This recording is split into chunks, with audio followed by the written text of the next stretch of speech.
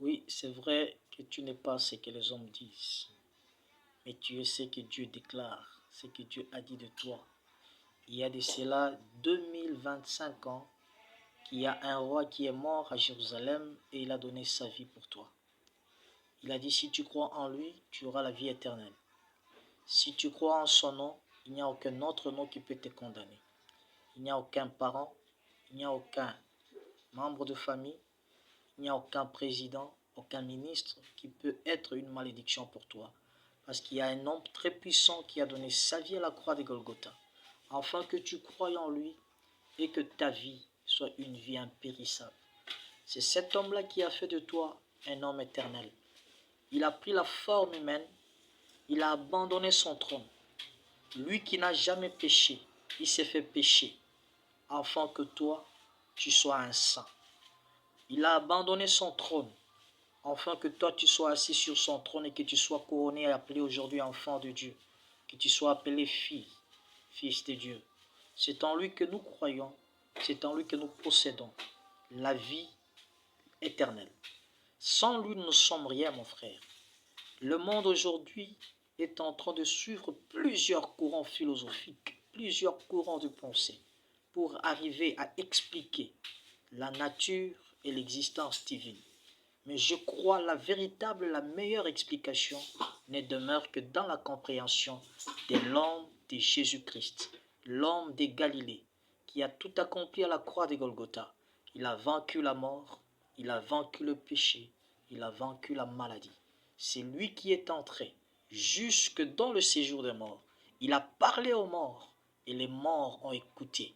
Ils sont ressuscités avec lui le troisième jour, afin que la gloire et la puissance de la résurrection soient manifestées sur tous les humains. Aujourd'hui, il a dit, je ne vous laisserai pas orphelins, je vous enverrai les consolateurs.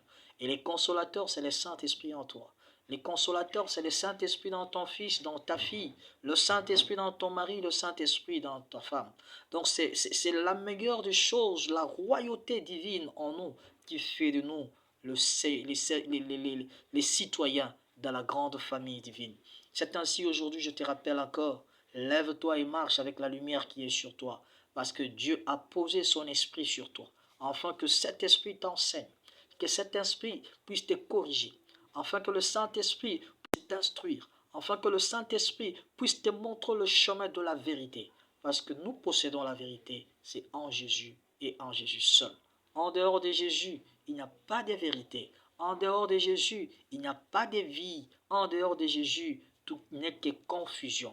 Mon frère, ma soeur, tu peux avoir toutes les richesses de la terre, tu peux avoir tout le bien de la terre, mais si tu n'as pas la vie éternelle, tu n'es qu'une personne perdue. Parce que lorsque tu mets fin à ta vie et que Dieu prend cette vie qu'il t'a donnée pour que tu arrives du moins à avoir une autre vie céleste, je pense que c'est en Jésus seul que cette vie céleste elle est possible. C'est pourquoi aujourd'hui je te dis, crois seulement au Seigneur Jésus. Crois seulement au Seigneur Jésus. Abandonne les mauvaises voies. Abandonne le mauvais comportement, les mauvaises attitudes. Abandonne la puissance des ténèbres. Abandonne tout ce qui est les œuvres de ténèbres, les œuvres de la chair. Et laisse ta vie à Jésus. Et il fera de toi une nouvelle créature. Tu seras un homme nouveau, avec une nouvelle pensée, avec une nouvelle conception de vie. Parce que c'est toi qui es le porte-parole de ce Jésus-Christ. Le porte-parole du Dieu éternel, de l'homme éternel qui est invisible, qui a voulu que tu puisses être à lui et que lui puisse être en toi. C'est pourquoi Jésus il a dit, si je suis dans le Père et que le Père est en moi, vous et mon Père,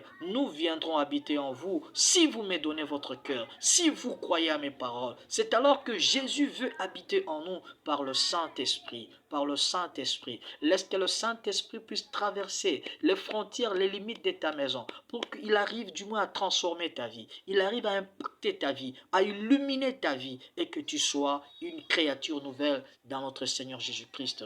Donc Dieu nous aime beaucoup. Il a tant aimé le monde et il nous a donné son Fils unique. Il nous a donné son Fils unique. Il n'y a aucun parent qui peut t'aimer comme Dieu t'a aimé. Il n'y a aucune maman qui peut t'aimer comme Dieu t'a aimé. Il n'y a aucun oncle, personne sur la terre, même ton ami intime, même ton mari ou ta femme ne peut pas t'aimer comme Dieu t'a aimé. Parce que ce sont des hommes qui peuvent un jour se fatiguer de toi. Ils peuvent t'abandonner et te rejeter. Mais je sais qu'il y a quelqu'un qui est mort pour toi. Il ne t'a pas refusé à cause de tes péchés. Il ne t'a pas refusé à cause de tes mauvaises habitudes, de ton mauvais comportement. Il t'a aimé tel que tu es. Et il t'a dit, viens mon fils entre mes mains. Viens, je vais te porter. Viens, je vais essuyer tes larmes. Oui, je vais enlever ta honte, ton humiliation. Parce que moi, je les ai portés à la croix de Golgotha. C'est pourquoi je dis, si tu crois, tu verras. Si tu crois, tu verras la gloire de Dieu. Je te demande de croire seulement au Seigneur Jésus. Je te demande de venir à lui avec tous tes fardeaux. Et tu verras que c'est lui seul qui va s'occuper de ta vie.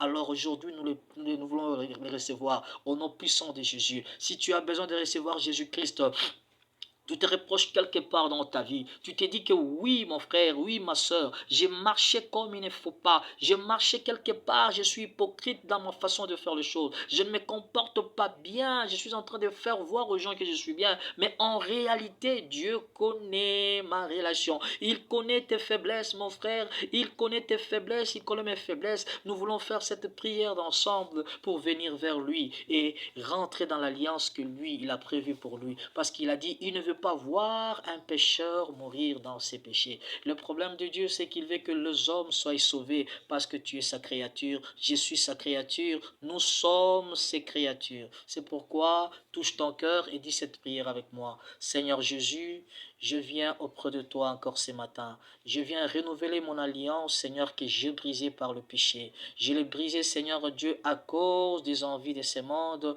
par mon comportement, par mon attitude. Je me reconnais, Seigneur, que je suis l'homme le plus mauvais. Je suis la femme, l'enfant le plus mauvais. Je suis un individu qui se comporte mal, un hypocrite devant toi, Seigneur Dieu. Pardonne mes iniquités, pardonne mes péchés, Seigneur Dieu. Pardonne mon comportement, ma désobéissance, ma façon d'être devant toi. Je viens, Seigneur, vers toi à travers l'alliance de ton sang. Purifie-moi, Seigneur Dieu, que tu fasses toutes choses nouvelles en moi et que je sois une nouvelle créature par le nom puissant de Jésus. Je crois, Seigneur, à ta mort. Je crois à la résurrection. Je crois à la puissance de ton Esprit Saint. Je crois à la vie éternelle. C'est pour cela que je confesse encore que tu es saint. Tu es saint, tu es saint. Prends-moi, Seigneur, entre tes bras. Conduis-moi sur le chemin de la vérité, enfant que la vie éternelle, et que mon nom soit inscrit dans le livre de la vie éternelle, dans le nom puissant de Jésus. Nous avions ainsi prié.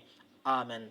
Tu es devenu une nouvelle créature dans le Seigneur. Crois seulement et que notre Dieu t'a déjà sauvé. Crois, mon frère, ma soeur, dans cette petite prière. C'est une prière de foi. Et lorsque tu fais cette prière de foi, commence à marcher en conformité de sa parole et tu verras la gloire de Dieu au nom de Jésus. À la prochaine.